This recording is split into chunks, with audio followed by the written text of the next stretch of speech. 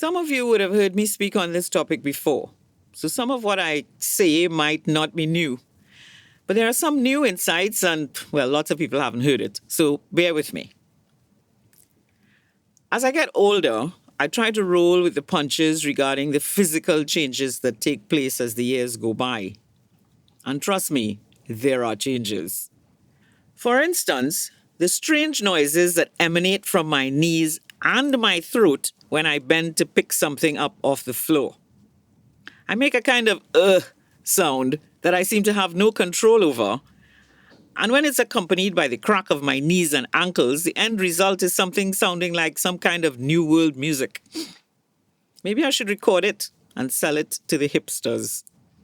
Are hipsters still even a thing?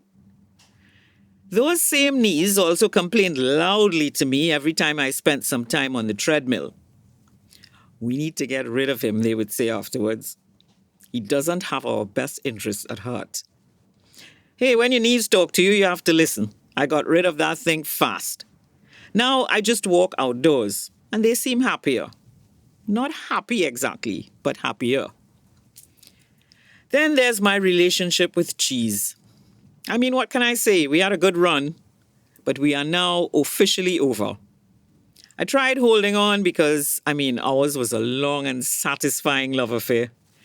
But alas, that burning sensation along my esophagus that keeps me up at night, even if we have just a little fling, tells me that I must move on. I'll never forget you, Cheddar. It was a slice. I have also never been one of those people who have trouble sleeping. I've been told that mine must be a very clear conscience because my head would hit the pillow and I'd be almost instantly out like a light. Now, I still fall asleep pretty easily, but recently I've started waking up at odd hours for absolutely no reason. 1 minute I'm sound asleep, and the next, hello, is it morning yet? My eyes pop open and I can't get back to sleep.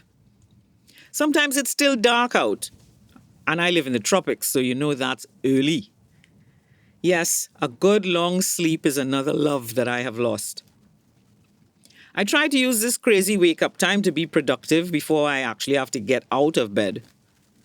I try to go through what I have to do for the day.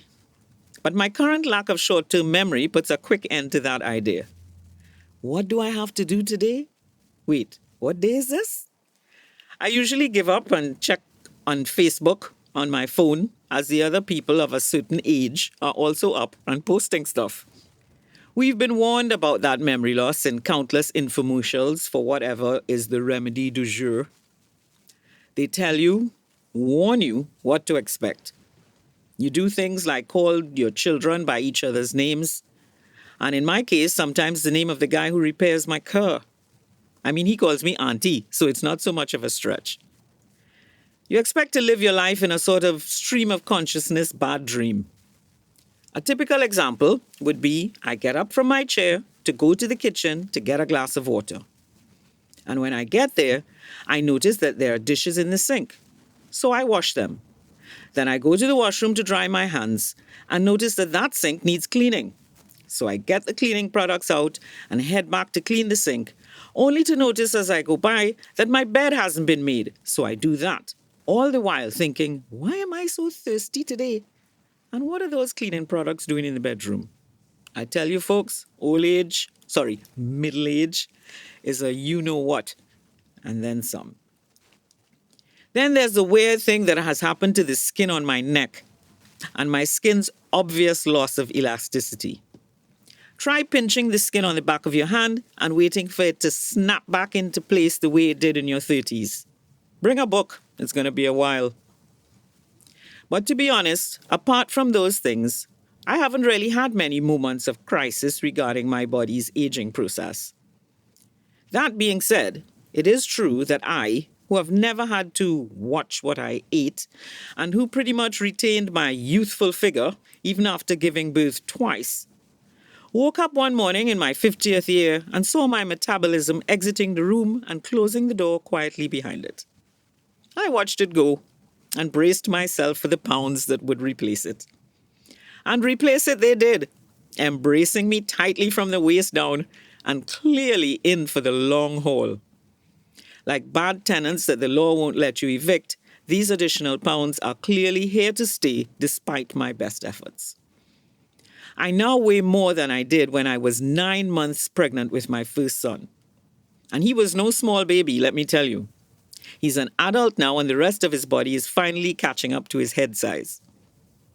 Younger women, that is, women in their 40s, sometimes look at me with envy and say they can't wait for the day tampons and sanitary napkins are off their grocery list too. Well, be warned, lady, menopause comes with its own tyrannies. And I've discovered it never seems to quite go away.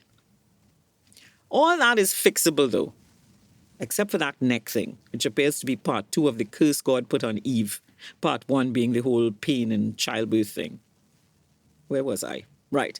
Once you eat right and exercise regularly, you'll be fine.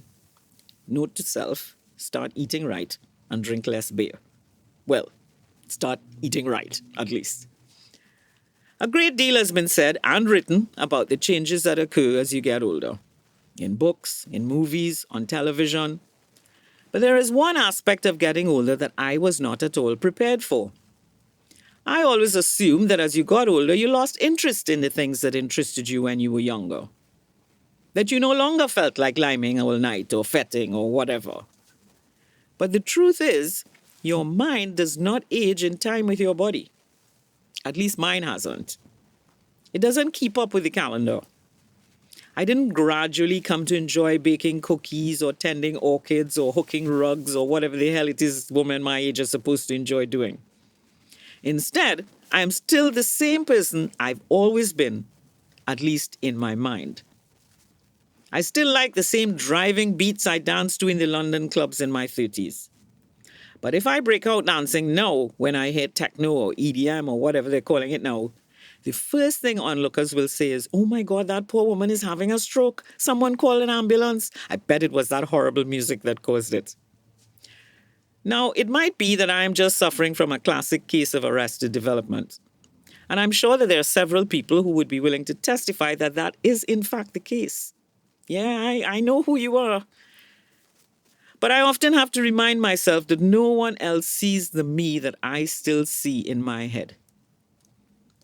So when the guy selling avocados on the corner, who looks to be at least 45, says, "Mother, you want anything today?" It takes me a minute to realize that he's talking to me. And when I'm having a drink with one of my younger co-workers and I'm sucking in my belly and making sure the hot guy at the end of the bar only sees my best profile, but then he comes over and tells me that my daughter looks just like me, I have to remind myself that I am probably old enough to have given birth to her. So I order another glass of wine and say cheers to life after 50. Yeah, getting older definitely has its challenges. The alternatives, though, which are basically die young or, well, nothing else really, aren't particularly inviting either. So I'm just going to ease my old bones out of this chair and get on with it. Who say bake some cookies? Thanks for listening to another episode of Just Saying. I hope you enjoyed it, and if you did, please share it with your friends. Until next time, stay safe.